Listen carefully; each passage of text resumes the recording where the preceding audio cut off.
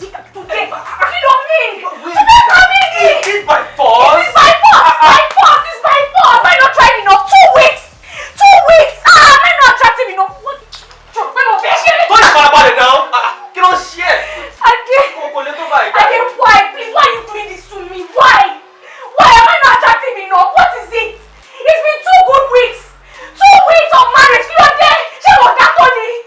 What is it?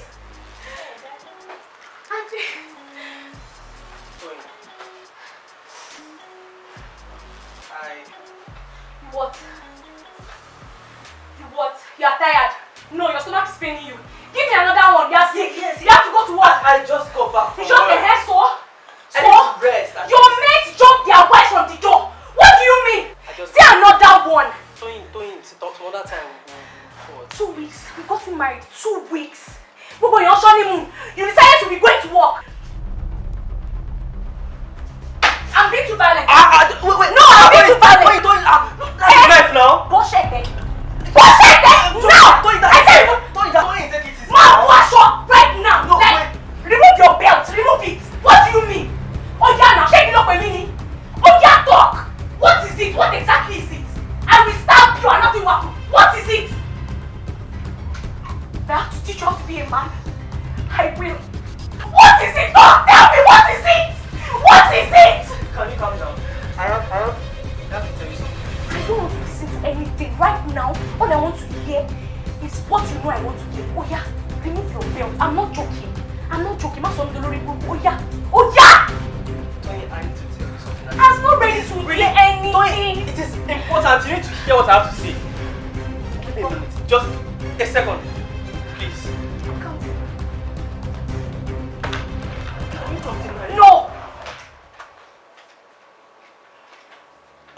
About 5 years ago, I kind of had an accident. I sort of lost it. Lost what? What did you lose? Since then, I've not been able to get it up. Get what up? What are you saying? Get what? What are you getting up? I said we should do something. You're telling me you're not getting. What are you talking about? Accident? Look up by the doctor. See, I'm not ready to listen to any excuse. Remove your belt. Undress. Maybe you don't want to be romantic. Oh yeah, undress. I'm not joking. Ade, I'm not joking. After the accident, I lost what? What did you lose? Oh, there's sorrow now. What did you lose? Because of the accident, I can't get any erection. I can't get any.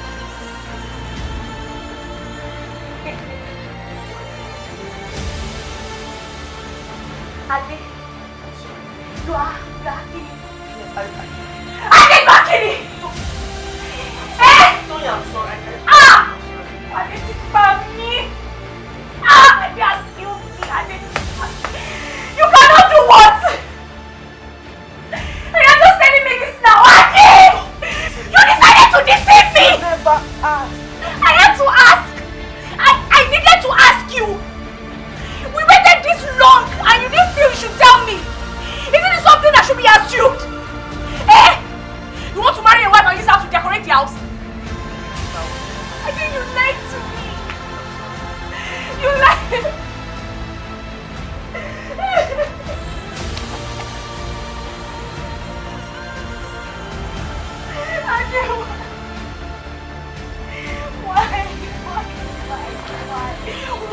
Why, Kanye? You are wicked.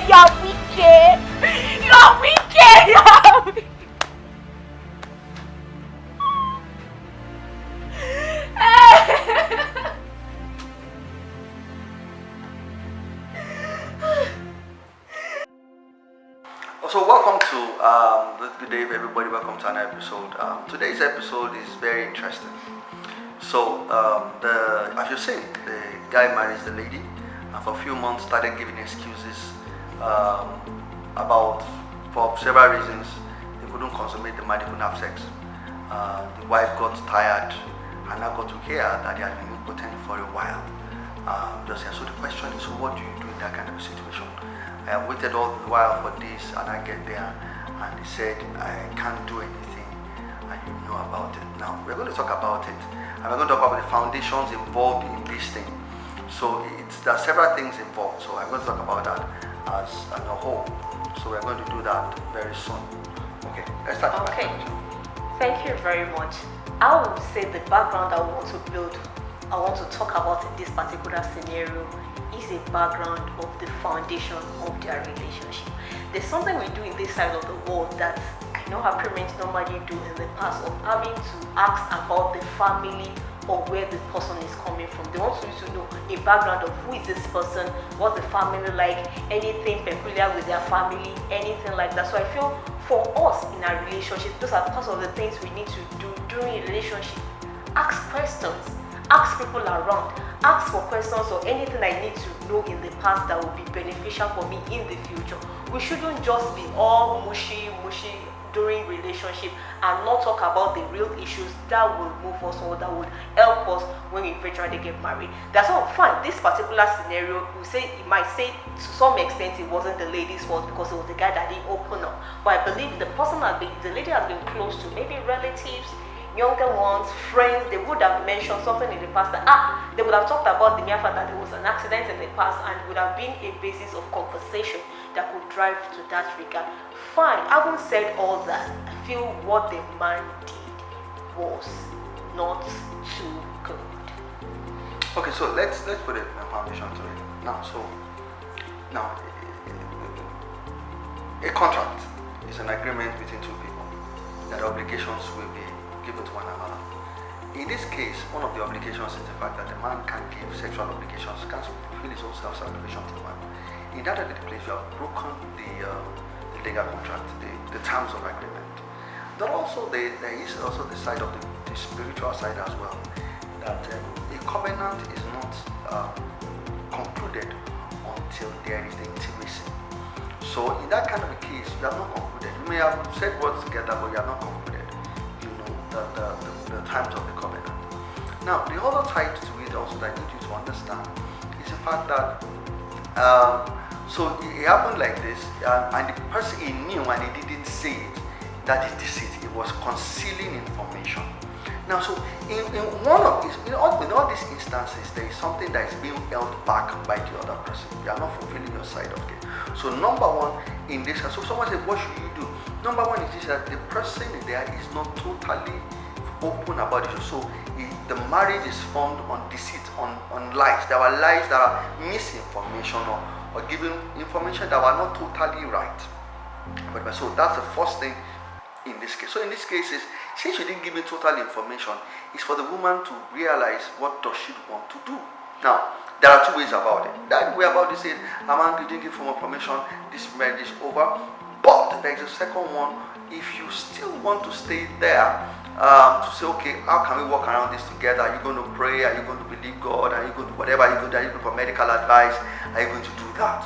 There is that side as well. But like my wife said, which is the foundation, there are things you should have done before you got to this point. I don't believe people can hide things like that for too long. There are conversations you should have. The problem, like she said, is that we do a lot of talking about several other things where we don't talk about the things that are really important.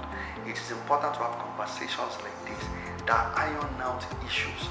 What is this? What is that one? Talk about the things that really matter. But I know some people conceal issues, don't talk about it. So there are two solutions that I see there. Number one, you have been married to a lie. The man was not naked. The Bible says that they were naked, and the man was not naked about his own issue. So because you are married to a lie, you can say, oh, I'm not doing this marriage again. But the other side is you can also choose there, yes, after considering the implications and making up your mind if it is true you want to proceed, because now the dynamics of the marriage and relationship has changed. It's okay, so what is it? Is it a medical term? Is it something you believe God can do? Is it something you really want to go into? There are several things involved in it. So the person now says, I might so that you can believe God together. You will have told me ahead of time. These are not things we trivialize or the things we joke about. there are things we take into consideration and we face headlong. So as I said, it's now a decision to make, and there are consequences to every decision you have to make. So you must be able to weigh that if this is the direction I'm going, what are the consequences of this direction I'm going? Will I be able to live with it? Once you have made up your mind that this is the direction you are going, based on the mere fact in this scenario that the marriage was based on lies, if you want to continue, both of you could walk around it, as I said, go for all the different options, medical, spiritual, that you might want to go for, and decide to opt out. It's still a decision you have to make, because there will be consequences to any decision you decide. Then let me say this, there are also the other side that is also the woman. In cases where you have the fact that a woman has medical conditions and she knows she cannot have children. Maybe in the past she's had operations where if she doesn't have a womb any longer, and she didn't tell the man. When I get married, and there's also that side that the woman actually really concealed the information and didn't tell the man. Now, what I will say is, no matter what decision you want to make, go and make somebody that you can talk to, that can help you to clear your mind about a lot of issues. But in this case, there's no fast and move to it.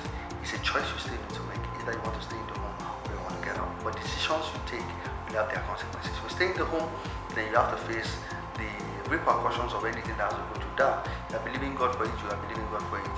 You will not have children, you will not have children. If you can't have sex any longer, it's there. Now if you are living, you are going to start your life, and she also goes. So there are consequences either way you take it. You need to make the right decision, and I think you need the right counsel and all that to meet the right people.